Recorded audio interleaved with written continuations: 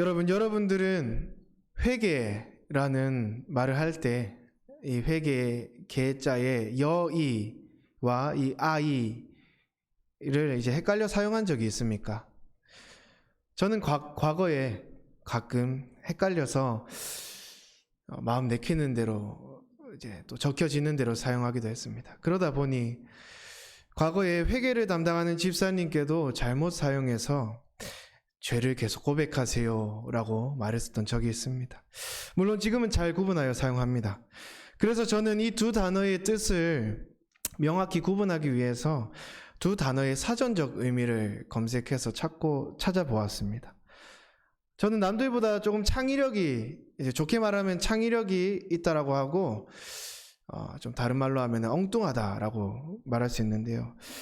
그러다 보니까 이 회개라는 두 단어를 찾자마자 이 두 단어 사이에 미묘하게 공통점이 있다라는 것을 깨닫게 되었습니다. 여러분, 혹시 어떤 공통점인지 알고 좀 생각나는 게 있으십니까? 먼저는 이 회개, 여의할 때 우리 돈에 관련된 그 회개의 특징은요. 첫째는 돈이 들어오고 나가는 모든 부분을 하나도 놓치지 말아야 한다는 겁니다. 놓치는 순간 문제나 어떠한 의욕이 생기기 마련이죠. 그리고 두 번째는 그 회개를 함에 있어서 투명해야 한다는 겁니다.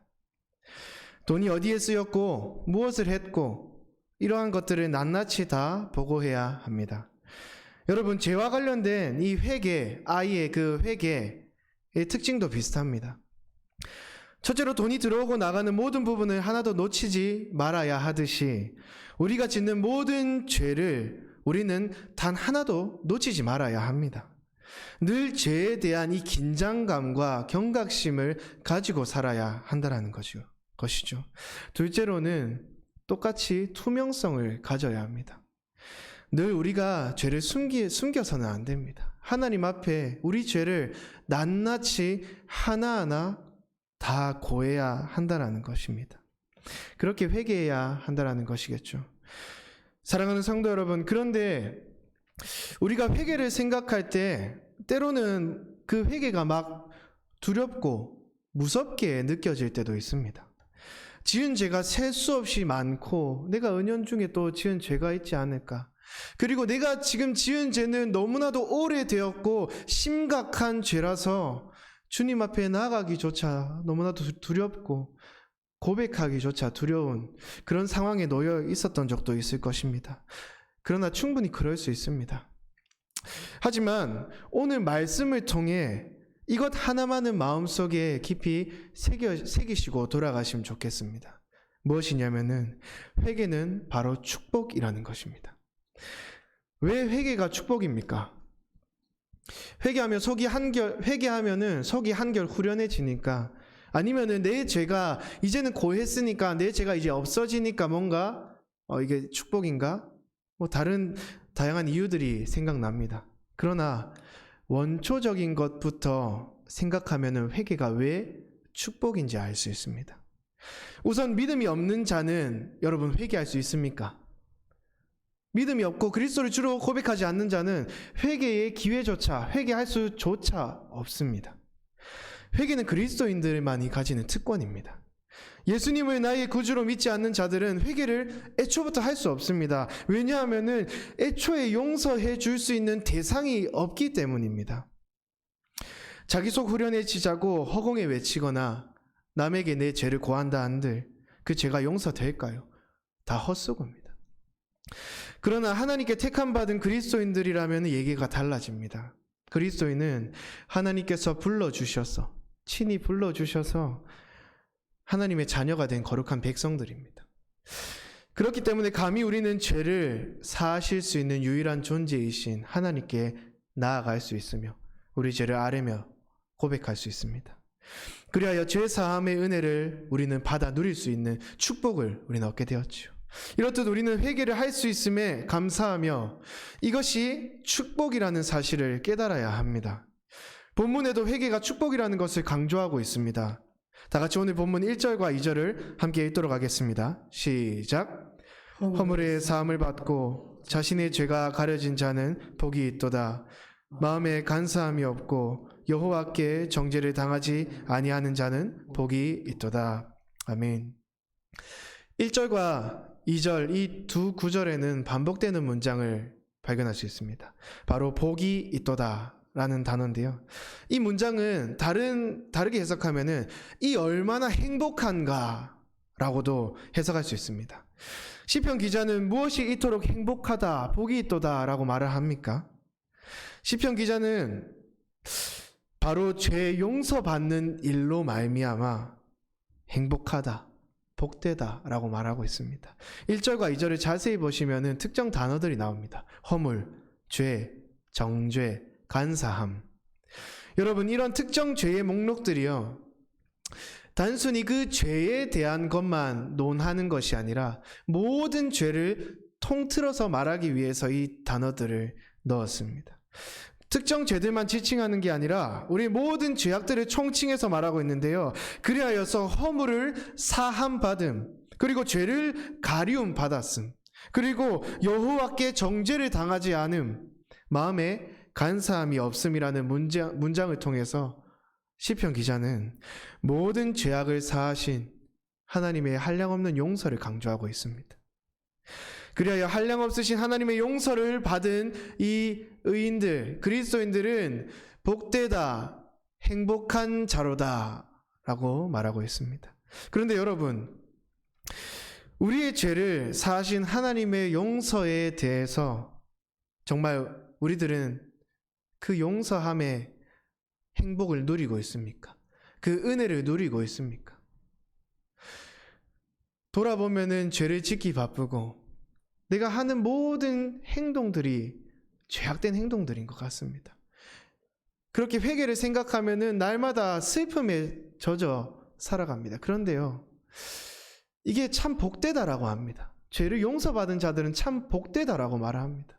우리의 상태가 힘든데 너무나도 침울하고 그런 어둠 가운데 있는데, 아니 이게 아니라 행복하다, 죄 용서함 받은 자들은 행복해야 한다, 행복한 자로다라고 말하고 있습니다. 여러분, 정말로 내가 죄 사함의 은혜를 누리고 있는지 한번 돌아보시기 바랍니다. 그리하여서 혹시나 죄 사함의 은혜를 누리지 못하고 있다면은 왜 누리지 못하고 있는지 이 이유에 대해서 우리는 내면을 깊이 돌아보며 발견해 나가야 한다라는 것입니다. 그렇다면 우리가 진정 죄 용서함을 누리기 위해서 우리는 이제 어떻게 해야 할까요? 오늘 본문에서는 과연 죄 용서함을 누리기 위해서 어떻게 하라고 하는지 오늘 본문에서 세 가지를 통해서 우리 죄 용서함을 누릴 수 있는 그 방법을 알아가고자 합니다. 먼저는 죄 용서함을 누리기 위해서는 우리는 첫째로 우리의 허물을 자복하고 죄악을 고백해야 합니다. 함께 5절을 읽어보겠습니다. 시작. 내가 이르기를 내 허물을 여호와께 자복하리라 하고 주께 내 죄를 아뢰고 내 죄악을 숨기지 아니하였더니 곧 주께서 내 죄악을 사하셨나이다. 셀라. 아멘. 본문에서 시편 기자는 허물을 자복하고 죄를 아뢰며 죄악을 숨기지 마라 하고 있습니다. 마치 자신이 실제로 경험한 듯 정말 실제적인 방법들을 말하고 있습니다. 이는 사실 시편 기자가 자신이 이미 겪었던 경험을 토대로 말하고 있기 때문에 더욱 실제적이라고 느낄 수 있습니다. 여러분, 성경책을 보시면 이 시편의 기자가 누구라고 쓰여 있습니까? 다윗이라고 쓰여 있습니다. 다윗은 여러분들도 알다시피 다윗은 참 의로운 사람이었습니다. 의로운 왕이었죠. 그러나 그가 지은 대표적인 죄로 말미암아 그는 잠시나마 아주 고통스러운 나날을 보냈었습니다. 대표적인 죄가 무엇입니까? 바로 우리아의 아내를 범하는 그 죄목인 것이겠죠. 이스라엘 왕 다윗은 아내와 이미 후궁들이 너무나도 많았습니다. 몇 명이나 거느리고 있었지만 어느 날 잠을 잔 이후에 왕궁 옥상을 거닐다가 어떤 한 여인이 목욕하는 장면을 목격했습니다. 밧세바죠. 공교롭게도 그녀는 다윗의 부하 중 하나인 이 우리아의 아내였습니다. 그럼에도 불구하고 다윗은 그녀에게 접근하여 사랑을 나누었습니다. 얼마 안 가 밧세바가 다윗을 통해 임신을 하게 됩니다. 그래서 다윗이 자기가 한 짓을 은폐하기 위해서 이 우리아가 전쟁통에 나가 있는데 우리아를 불러서 네 아내와 사랑을 나누어라. 내가 특별 휴가를 주겠다라고 하면서 전쟁터에 나가 있는 우리아를 불러내요. 아내와 휴가를 보내라고 합니다. 참 자신의 허물을 덮기 위한 이상한 묘책을 씁니다. 그러나 충성스러운 우리아는 그 다윗의 의도와는 달리 자신이 이 전쟁통에서 싸우지 않는다면 다른 병사들도 이 전쟁터에서 자고 묵고 언제 터질지 모르는 이 전쟁 가운데 두려움에 떨고 있는데 나 혼자 집에서 편하게 아내와 사랑을 나눌 수 없다. 나는 그러지 않겠습니다. 왕의 명령을 거부합니다. 자신의 뜻대로 되지 않자 다윗은 이제 우리아를 더 격렬한 전투에 있는 최전방으로 보내버립니다. 그리하여서 거기서 격렬한 전투를 벌이다 싸우다 죽으면은 자연스럽게 이 밧세바는 남편을 잃은 여인이 됩니다. 그렇게 자신의 죄를 합당하게 만들기 위해서 수많은 묘책을 씁니다. 계속해서 죄를 숨기려고 하죠. 결국 우리아는 다윗의 계략대로 그곳에서 전사했고 남편을 잃은 밧세바와 다윗은 정식으로 결혼을 합니다. 모든 일이 잘 풀린 듯 싶습니다. 다윗은 이것을 그러나 간과하고 있었습니다. 무엇을 간과하고 있었습니까? 바로 그 순간에도 하나님이 바라보고 계셨다라는 것을 간과하고 있었습니다. 하나님께서 그를 책망하기 위해 선지자 나단을 보냅니다. 나단이란 사람을 다윗에게 보내어 다윗 왕에게 나단은 어떠한 예화를 들려줍니다. 양 한 마리를 가진 가난한 사람의 이야기를 들려주지요. 많은 양과 소를 소유한 이 부자인 이웃이 가난한 사람, 양 한 마리밖에 없는 그 사람에게 가서 그 양을 빼앗고 손님을 대접합니다. 그 양으로 손님을 대접합니다. 이미 자신에게는 수많은 양이 있었고 소가 있었음에도 불구하고 굳이 한 마리밖에 없는 그 가난한 사람의 그 물건을 뺏어서 그렇게 손님을 대접하죠. 그러자 그 이야기를 들은 다윗은 어떻게 행동합니까? 크게 화를 내면서 그런 못된 놈은 죽어 마땅하다라고 말합니다. 그때 나단은 다윗의 양심을 찔러 쪼개버릴 만한 한마디를 합니다. 당신이 바로 그 사람입니다. 당신이 바로 그 사람입니다. 라고 말합니다. 그래서 시편 51편에는 다윗이 하나님께서 보내신 이 선지자 나단에게 정확하게 마음의 양심의 찔림을 받고 책망을 받고 죄를 자복하는 심령으로 이렇게 고백합니다. 우리 시편 51편 9절부터 12절까지 좀 길 수도 있는데 천천히 우리 다 같이 함께 읽어보도록 하겠습니다. 시작. 주의 얼굴을 내 죄에서 돌이키시고 내 모든 죄악을 지워주소서. 하나님이여 내 속에 정한 마음을 창조하시고 내 안에 정직한 영을 새롭게 하소서. 나를 주 앞에서 쫓아내지 마시며 주의 성령을 내게서 거두지 마소서. 주의 구원의 즐거움을 내게 회복시켜 주시고 자원하는 심령을 주사 나를 붙드소서. 아멘. 다윗은 자신의 허물을 덮으려 했고 죄악을 숨기려 했습니다. 그러나 하나님께 책망을 받은 후 맏아들을 잃는 징계까지 받았습니다. 그리고 나서야 다시 하나님을 찾았습니다. 이 경험을 한 다윗이 오늘 본문에서 이렇게 말합니다. 여러분, 허물을 여호와께 자복하십시오. 죄를 주님께 아뢰십시오. 죄악을 숨기지 마십시오. 그리고 나서 뭐라고 합니까? 그리함으로 곧 주께서 내 죄악을 사해 주십니다. 라고 말합니다. 사랑하는 성도 여러분, 죄사함의 은혜를 누리기 위해 우리는 첫 번째로 우리의 모든 죄악을 주께 아뢰어야 합니다. 그리고 내 허물을 덮지 말고 밝히 내 허물을 드러내어 주님께 내 허물을 자복하여 나아가야 합니다. 그리고 죄악을 절대로 숨기지 말아야 합니다. 여러분, 숨기려 하면 밝히 드러나는 게 우리의 죄악입니다. 계속해서 숨기려 하다가 먼 길 돌아오지 마시고 죄를 자복함으로 죄를 사해 주시는 우리 하나님께 직진으로 나아가시며 주님 앞에 고하는 우리 사랑하는 모든 성도 여러분들 되시길 간절히 소망합니다. 죄 용서함을 누리기 위한 두 번째 방법은 주를 만날 기회를 얻어 주께 기도하라는 것입니다. 오늘 본문 6절을 함께 읽어보시겠습니다. 시작. 말미암아 모든 경건한 자는 주를 만날 기회를 얻어서 주께 기도할지라. 진실로 홍수가 범람할지라도 그에게 미치지 못하리이다. 아멘. 여기서 주를 만날 기회를 얻어서라는 다소 이해하기 어려운 문장이 있습니다. 이를 쉽게 풀어 해석하면은 죄의 유혹이 찾아올 때, 주님이 필요한 때라고 해석할 수 있습니다. 우리 마음에 죄로 인하여 빈틈이 생기면요, 그 빈틈을 비집고 쓰나미같이 밀려 들어오는 게 바로 죄입니다. 한 번 죄 짓기가 힘들지 두 번, 세 번은 나름 수월합니다. 그리고 계속해서 죄를 짓는다면은 죄에 대해 정말 무감각해져 버립니다. 내가 죄를 짓는지도 모르고 있다는 거죠. 너무나도 심각한 상태에 이르게 됩니다. 그럴 때 우리는 어떻게 해야 합니까? 바로 기도해야 한다라고 본문은 말하고 있습니다. 기도함으로써 죄가 쓰나미같이 밀려오더라도, 그리고 진실로 홍수가 범람할지라도 그에게 미치지 못한다는 오늘 이 본문을 붙잡고 우리는 기도함으로 주께 아뢰며 나아가야 합니다. 진실로 홍수가 범람할지라도 그 홍수는, 자연재해는 쉽게 막을 수 없습니다. 누구도 막을 수 없죠. 그러나 그 자연재해, 그 홍수조차도 주께 기도하는 자에게는 발끝도 미치지 못한다라고 말합니다. 주께서 보호하신다라는 거죠. 또 7절을 통해 주님은 나의 은신처이자 환난에서 나를 보호하신다고 노래합니다.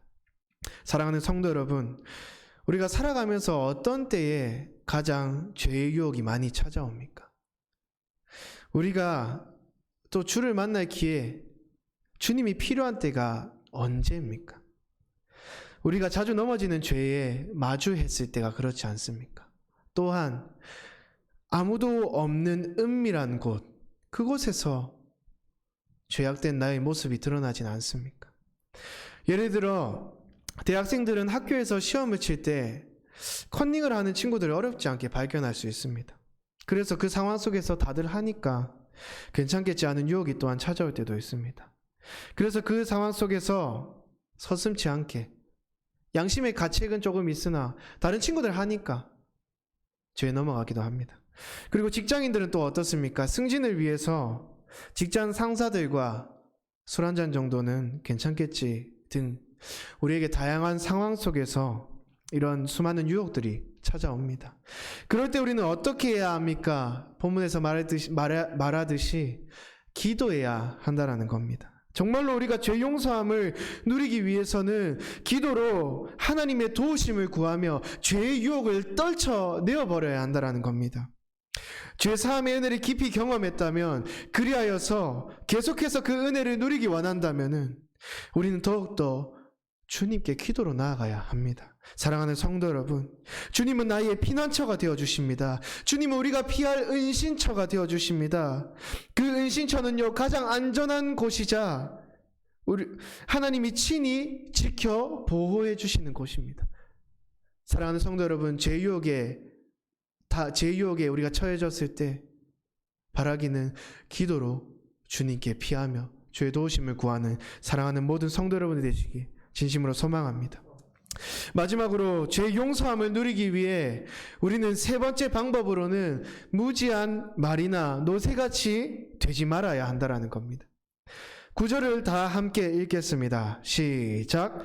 너희는 무지한 말이나 노새같이 되지 말지어다. 그것들은 제갈과 굴레로 단속하지 아니하면 너희에게 가까이 가지 아니하리로다.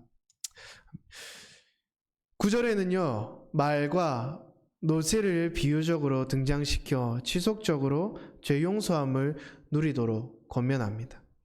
여러분, 헷갈리실 수도 있는데요, 무지한 말에서 이 말이란 동물의 말을 지칭합니다.